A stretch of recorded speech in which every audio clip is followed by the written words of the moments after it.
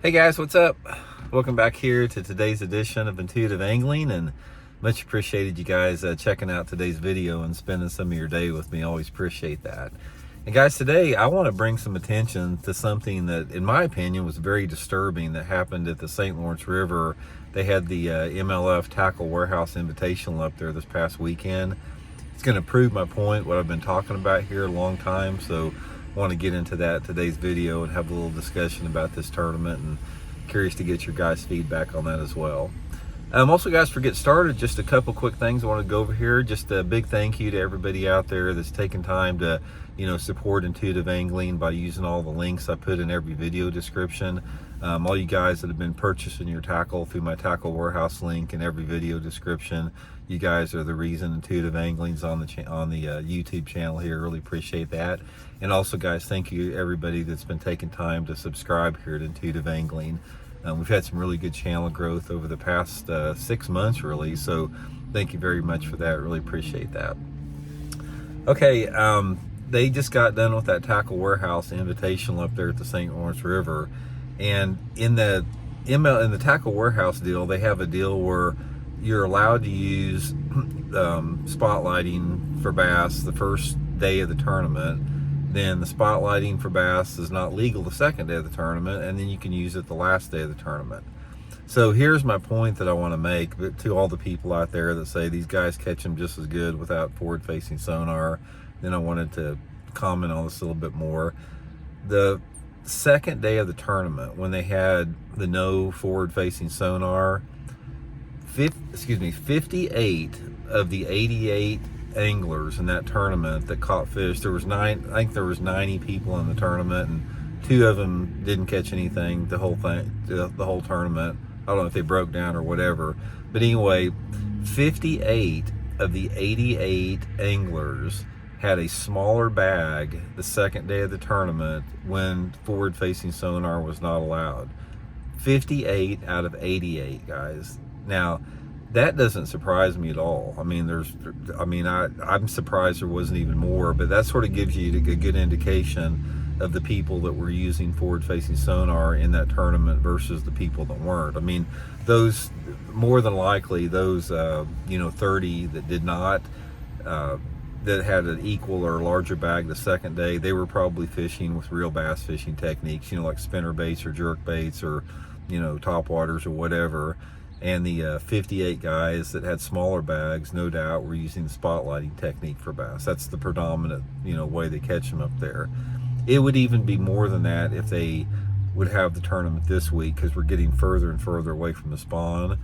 But this is a prime example of what I'm talking about as far as forward-facing sonar creates this illusion of a certain quality of fishing on any particular body of water. When you're tapping into that population of fish out there that are just, hanging out in their deep water sanctuaries that they need to be protected in.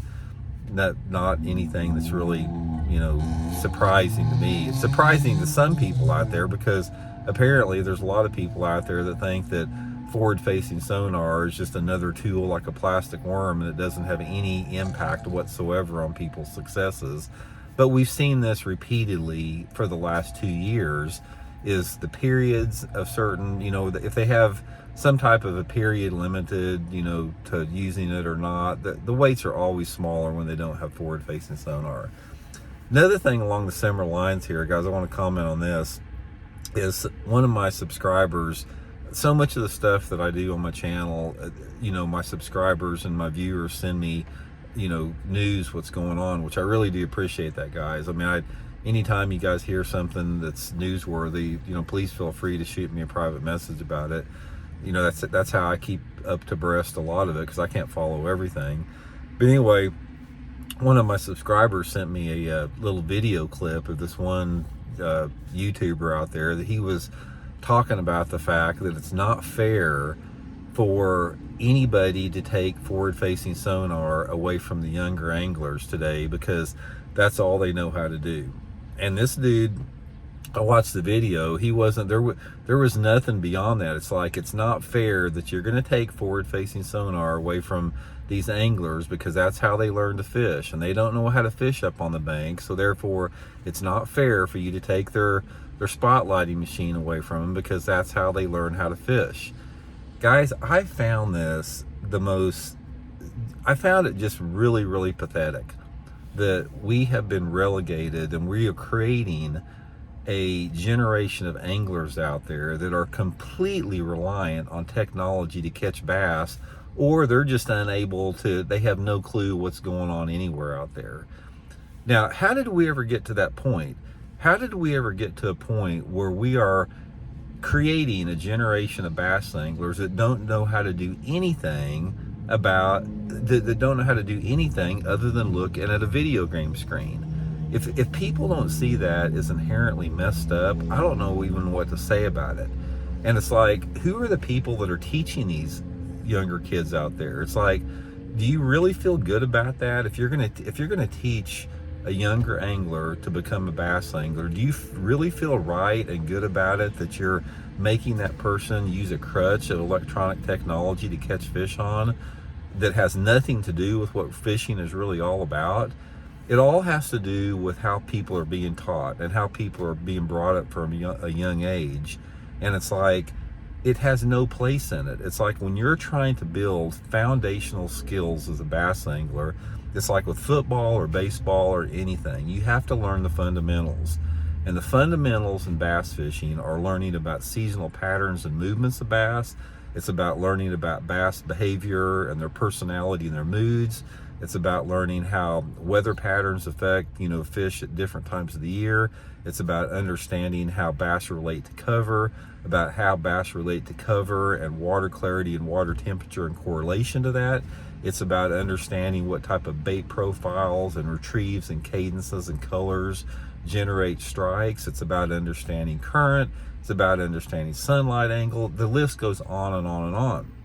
That's why prior to the last couple years, you never saw successful bass anglers, with the very, very few exceptions of that were young. It's like most of the bass anglers were at the top of their game were in their 30s and their 40s. Really, that 35 to 45 year old, the age span was like when everybody was at the top of their game, because it took that long. If you started fishing, say when you were 15, it literally took you 15 years or so to develop those skills, by fishing to find fish and understanding seasonal patterns and going through a lot of different seasons to be able to actually compete. And that's the way it should be. That is the way fishing should be. And it's not anymore. It's when we have created this environment that we've seen at the Tackle Warehouse Invitational, or this video the guy's talking about, where people are constantly looking for shortcuts and they're missing the point about what fishing is, and they're morphing fishing into something that's just not even recognizable anymore. We have got to just rein it back, and we have got to say, what the hell are we doing here? Why are we taking the greatest sport on this earth, which is bass fishing, and we are freaking just destroying it? We are making it something that's not supposed to be. And I don't know, it just blows my mind, guys, the 25% of the bass anglers in this country that do not have the ability to wrap that concept in their heads and understand what we're talking about. The majority of bass anglers can do that, but there's 25% of the people out there that are a very vocal minority that just can't get it, man. I don't know what else to say to them. But anyway, guys, just a little commentary there. I just wanted to run that by y'all. So I found that interesting but not surprising, what happened at the St. Lawrence River this past weekend. It's like, it's like anything else. Just like that tournament's a prime example. You got 75% of the tournament anglers in this country that are literally connected to an umbilical cord of their forward-facing sonar unit. And I'm not saying they can't catch a bass without it, but it's obvious when you see something where you have 58 out of 88 guys have a reduction in their weight. And a lot of times these reductions were significant, like 7, 8, 9 pounds over the first day, you know, when they couldn't, you know, when they had forward facing sonar versus when they didn't. So it just speaks volumes when you see that list there. So anyway, guys, let me know what y'all think about it. We'll talk later.